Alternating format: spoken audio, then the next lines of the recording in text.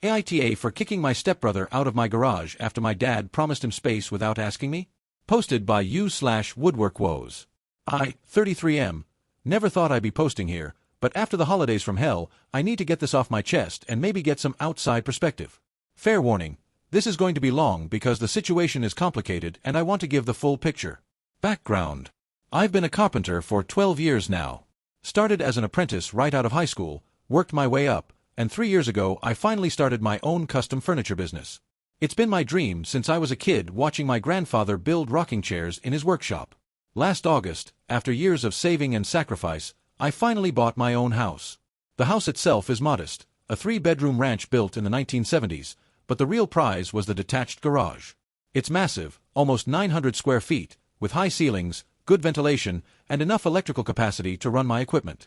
The previous owner had been a hobbyist mechanic and had the whole thing set up beautifully. I spent the fall converting it into my dream workshop, organized tool storage, proper dust collection, a finishing room in the corner. Every penny I had left after the down payment went into that space. Now, some context about my family's situation. My parents divorced when I was 11, and my dad remarried when I was 15. His wife, Karen, had a son from her previous marriage, Derek, who's now 29. We were never close. Not enemies, but not brothers either. Just two teenagers forced to share holidays and occasional weekends. After I turned 18 and moved out, I saw Derek maybe twice a year at family gatherings. My dad and I have always had a complicated relationship. He's not a bad person, but he has this pathological need to be liked, especially by Karen and Derek. Over the years, I've watched him bend over backwards to accommodate them, sometimes at my expense. When I was in college, he borrowed the car my grandfather left me to give Derek something to drive to community college. I didn't get it back for 2 years, and when I did, the transmission was shot. When my grandfather died, Dad somehow convinced himself that giving Derek half of Grandpa's tools that were specifically willed to me, was the fair thing to do since Derek never had a grandfather. I've made my peace with most of this. I've built my own life, my own career, my own identity separate from my father's need to play happy blended family.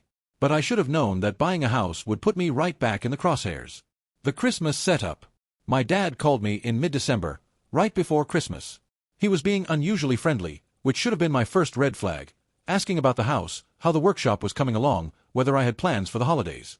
I told him I was hosting Christmas Eve dinner for the first time, just a small gathering with some friends and my girlfriend, Sarah.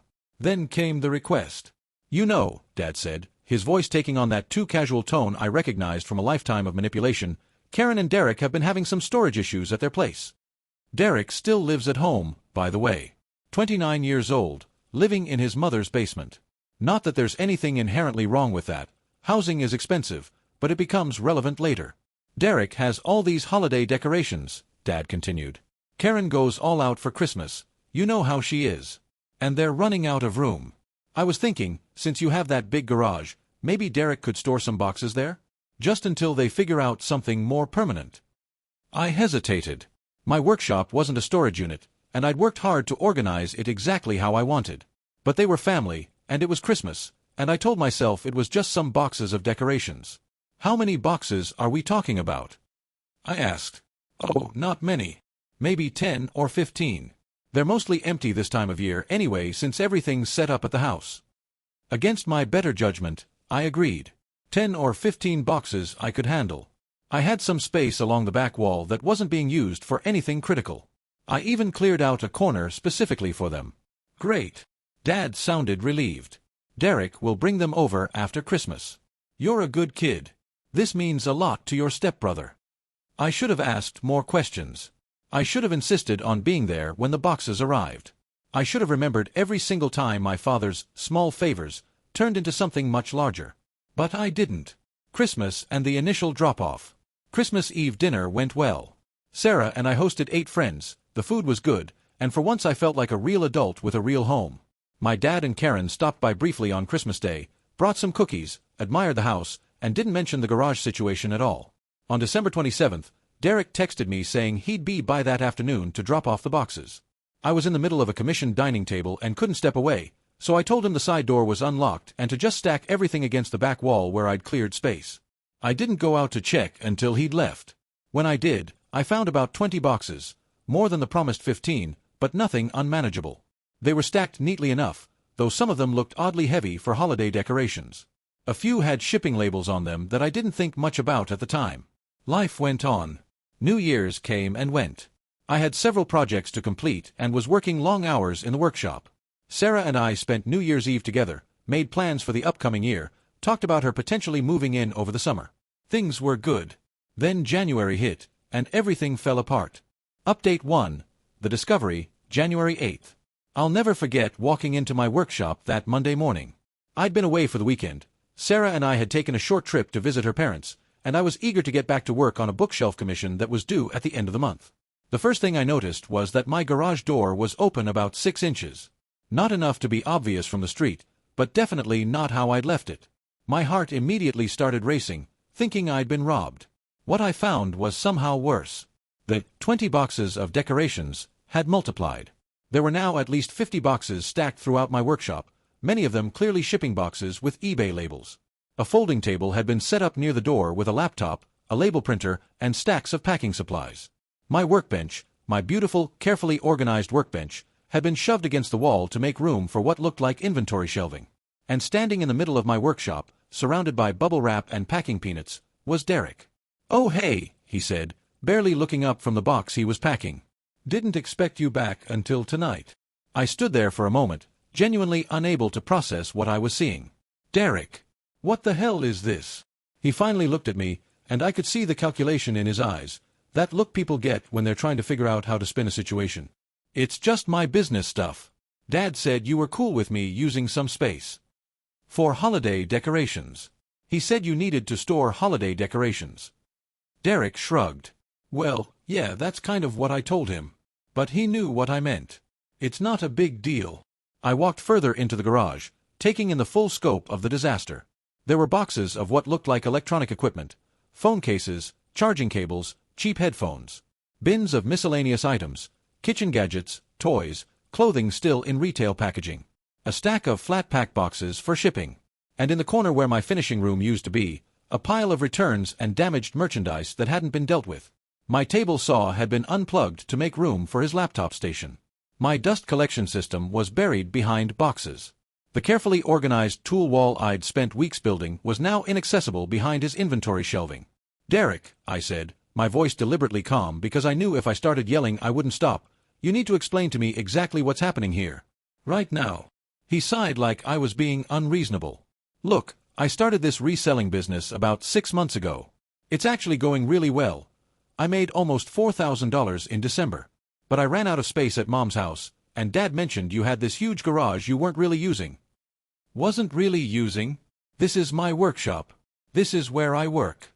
This is my livelihood. I mean, you're barely ever out here." "I was gone for 3 days. 3 days, Derek. And I'm out here every single day normally. This is my job." He held up his hands defensively. Okay. I didn't realize you were so territorial about it. But look, I'm already here, I've got inventory everywhere, and I have orders that need to go out. Can we just figure out a way to share the space? I'll stay out of your way." I took a deep breath. Then another. "No. This isn't happening. You need to get all of this out of here. Dude, I can't just move everything overnight. I have hundreds of items. You have until the end of the week." I turned and walked out before I said something I couldn't take back. Update 2. The Family Fallout, January 9th to 12th. I spent that evening documenting everything. I took photos of every box, every piece of equipment he'd brought in, every inch of my workshop that had been disrupted. I photographed my displaced tools, my unplugged equipment, the scuff marks on my floor from him dragging his inventory shelving across it. Something told me I was going to need evidence. Then I sat down and wrote out a detailed email to my father, Sisang Derek. I kept it professional. I explained what I'd found, attached photos, and made it clear that Derek had until January 15th to remove his belongings. I stated that any items remaining after that date would be placed outside on the driveway. My father called within 20 minutes. "What is your problem?" he demanded, not even bothering with hello. Derek told me what happened. "You completely overreacted. Dad, he's running an entire business out of my workshop. He took over the whole space. He said you were fine with it." I was fine with storing holiday decorations. Not this. Did you know what he was actually planning? There was a pause that told me everything I needed to know. Well, I knew he had this side business going. I thought maybe if he got established somewhere, he could afford to move out, get his own place. Karen and I aren't getting any younger, and having him in the basement forever. So you volunteered my space to solve your problem. It's not like that. You have all this room and you're barely using it. I'm using it every day. It's my workshop. It's how I make my living. You can work around a few boxes. I laughed, though there was no humor in it. A few boxes? Dad, he's unplugged my equipment. He's got customers showing up at my house. I came home to a stranger in my driveway asking about a package. That's entrepreneurship. You should be supporting your brother. He's not my brother. And I'm not running a free warehouse for his business. The silence on the other end was heavy. When my father spoke again, his voice had that wounded quality I'd heard 1,000 times before. I can't believe how selfish you're being. After everything I've done for you. I didn't dignify that with a response. January 15th, Dad. Everything needs to be out. I hung up on him for the first time in my life. Over the next few days, the campaign began. Karen called me, crying about how I was destroying Derek's dream and his chance at independence. Derek sent me a long text message about how hard he'd worked to build his business and how I was trying to ruin him out of jealousy. My dad sent me several emails filled with guilt trips about family and sacrifice and how my grandfather would be disappointed in me. The grandfather who left me the tools that my dad gave away. Sure. I didn't respond to any of it. I just kept working around Derek's chaos, frustrating as it was, and waited for January 15th. Update 3. The confrontation, January 15th to 16th. Derek didn't move out by January 15th. I honestly hadn't expected him to. What I hadn't expected was for him to show up that evening with my father, Karen, and 2 of my uncles from my dad's side. A full-on family intervention. I was in the house when I heard cars pulling into the driveway. Through the window, I watched 4 car doors open and my entire dad's side of the family spill out like they were arriving for an ambush. Which, it turned out, they were. Sarah was with me. She squeezed my hand. You want me to stay or give you privacy? Stay. Please. I want a witness. I met them at the front door but didn't invite them in. My father looked stern, Karen looked teary, Derek looked smug, and my uncles looked uncomfortable, conscripted soldiers in a war they didn't fully understand. We need to talk about this situation, my father announced. As a family. There's nothing to talk about. I gave Derek a deadline. He ignored it. Tomorrow morning, everything that's still in my garage goes on the curb. Karen let out a sound like a wounded animal. How can you be so cruel? He's just trying to build a life for himself. He's trying to build a life using my space, my electricity, and my patience, without asking permission. Derek stepped forward. I asked permission. Dad said. Dad doesn't own my house. Dad doesn't pay my mortgage. Dad doesn't have any right to offer what isn't his. My Uncle Frank, who'd been quiet until now, cleared his throat. Now hold on. Surely we can work something out. Maybe Derek could pay you some rent for the space. I almost laughed. The space isn't for rent. It's my workshop. It's where I build furniture. It's how I support myself. You could build furniture anywhere, Karen snapped. Derek needs that garage for his business. The audacity of that statement actually rendered me speechless for a moment. Sarah filled the silence. That's interesting, she said, her voice deceptively mild. Has Derek looked into renting commercial space? A storage unit? A co-working warehouse? All the options that don't involve taking over someone else's property. Karen turned to her with a look of pure venom. This is a family matter. It doesn't concern you. Sarah is my family, I said. More than Derek has ever been. That was perhaps cruel, but I was beyond caring. Derek's face flushed red. You've always been like this, he said. Always thought you were better than me because you had your precious grandfather and your precious tools and your precious career. Some of us didn't have those advantages. You had the same opportunities one did. You chose to live in your mom's basement and sell junk on eBay. My father stepped between us. That's enough. Look, I'll pay you rent for the space. Whatever you think is fair. Derek's business is finally taking off and... It's not about money. I need my workshop. And even if I didn't, even if I had unlimited space, the answer would still be no. Because you went behind my back. Because Derek lied about what he needed. Because not a single one of you has apologized or acknowledged that what you did was wrong. What's wrong is your attitude, Karen said. You've always been difficult. Always been selfish. Your father has tried so hard to bring you into this family, and you fought it every step of the way. I looked at my father. Really looked at him. At the man who'd spent 20 years choosing Karen and Derek over me, who'd given away my inheritance, who'd volunteered my property, who even now couldn't bring himself to say, "You're right, we were wrong." "Dad," I said quietly, "this is your chance. You can tell Karen and Derek that they made a mistake, that they took advantage, and that they owe me an apology. You can be on my side for once in your life." The silence stretched. I watched him struggle, watched him glance at Karen, watched him make the same choice he'd always made. "I think you're being unreasonable," he said finally. "It's Christmas time. Where's your sense of family?" Christmas was 3 weeks ago, and my sense of family died about 20 years ago. I stepped back inside and closed the door. Update 4. The resolution, January 17th to 31st. True to my word, I removed Derek's belongings the next morning. I didn't throw them on the curb. Despite my threat, I'm not actually interested in destroying anyone's livelihood. Instead, I rented a small moving truck, packed everything myself, and drove it to my father's house. I pulled into their driveway at 8 in the morning and started unloading boxes onto their front lawn. Inventory shelving. Packing supplies. The folding table. The label printer. Every single item. Karen came out in her bathrobe, shrieking. "What are you doing? You can't just dump this here." "I'm returning Derek's property. He can figure out where to store it." My father appeared behind her. "This is ridiculous. You're acting like a child." "No, Dad. A child would have let you walk all over me. An adult sets boundaries." I finished unloading, returned the truck, and spent the rest of the day reclaiming my workshop. Sarah helped. We moved my equipment back into place, reorganized my tools, and swept up the packing peanuts that had gotten everywhere. By evening, my workspace was mine again. The aftermath came in waves. My uncles both called to apologize, separately. Neither of them had known the full story, and once Uncle Frank heard about the utility bills, I'd finally opened my January electricity bill to find it had nearly doubled from Derek running his laptop, printer, and the overhead lights 24/7. He was firmly on my side. "I had no idea," he told me. "Your dad made it sound like you were overreacting about a few boxes." Karen and Derek went silent.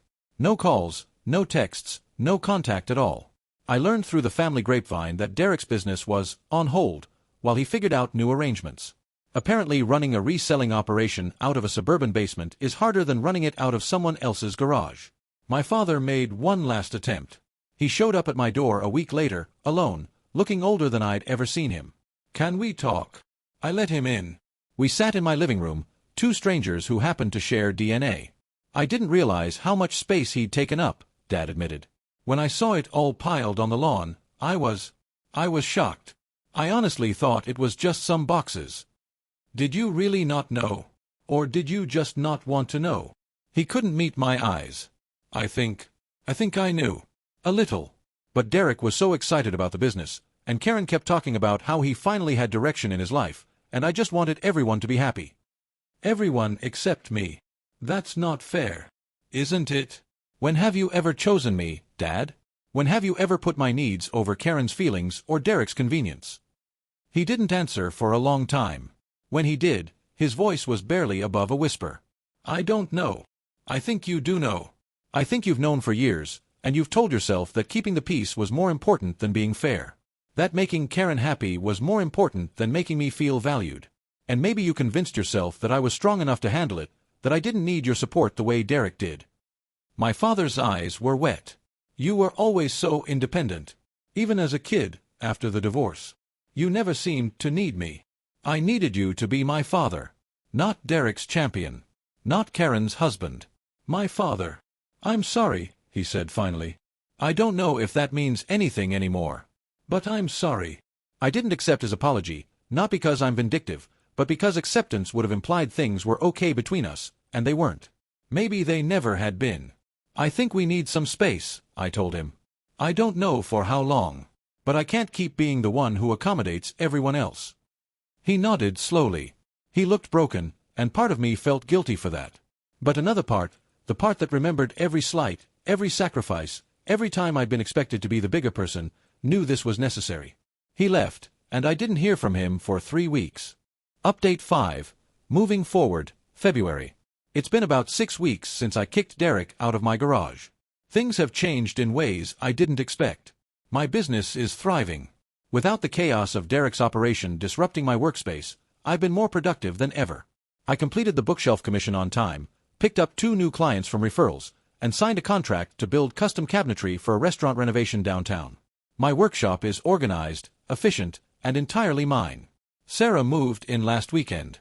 We'd originally planned for summer, but after everything that happened, we both realized we didn't want to wait. Having her here, coming home to someone who respects my space and my boundaries, has been healing in ways I didn't know I needed. The family situation is complicated. Karen still hasn't spoken to me, and I'm fine with that. Derek apparently moved his operation into a storage unit and is rebuilding his business. My uncles have been checking in regularly, both of them having had their own issues with my father's tendency to prioritize Karen's side of the family. It's created an unexpected bond. As for my father, he reached out 2 weeks ago. Not to argue or guilt trip, just to tell me he was going to a family therapist, trying to understand his patterns. I don't know if it will change anything. 20 years of behavior don't disappear because of a few therapy sessions. But it's something. I've thought a lot about whether I handled this correctly. There are moments I wonder if I could have been more patient, more accommodating, found some middle ground.